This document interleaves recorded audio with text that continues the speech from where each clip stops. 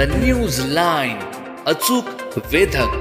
संघर्ष योद्धा क्रांतीसूर्य मनोज जरांगे पाटील यांनी मराठा आरक्षणासंबंधित 7वी उपोषणाची हाक दिल्याप्रमाणे आज सैदापूर तालुका जिल्हा सातारा येथे दिवस 17वा कृष्णा कॅनल गणेश मंडळ सैदापूर यांचा आहे.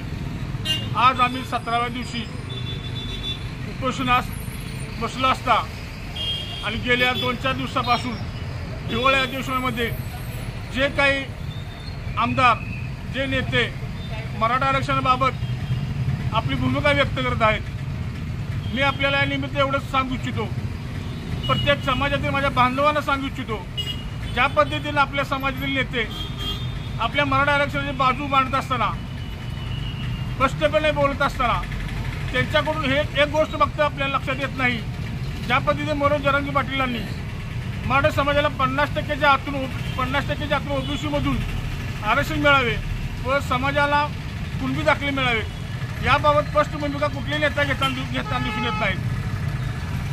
त्यामुळे समाजातील सर्व बांधवांना माझी एकच विनंती आहे, आपापल्या नेत्यांनी भूमिका मांडली याबाबतच्या ढिंगी हाकण्यापेक्षा आपापल्या नेत्यांना विनंती करावी, जे सद्यस्थितीमध्ये महाराष्ट्रामध्ये कुणबी दाखले देण्यात येत आहेत त्या दाखल्यांचे प्रमाणित प्रती करून लवकरात लवकर सर्व मराठा बांधवांना कुणबी दाखले देण्यात यावेत.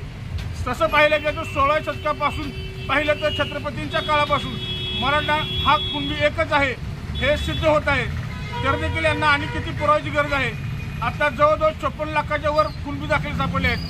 त्याचाच आधार घेऊन सरसकट मराठ्यांना मराठा कुणबी आरक्षण देण्यात यावं, ह्याची मागणी ठाम आमदारांनी नेत्यांनी करावी, तरच ते नेते आमचे आहेत असं आम्ही म्हणू शकतो. आज 17 तारीख संघर्ष योद्धा मनोज जरांगे पाटील यांनी मिटिंगचे आयोजन केले आहे. लवकरच आज दुपारपर्यंत आपल्याला त्यांची भूमिका स्पष्ट होईल.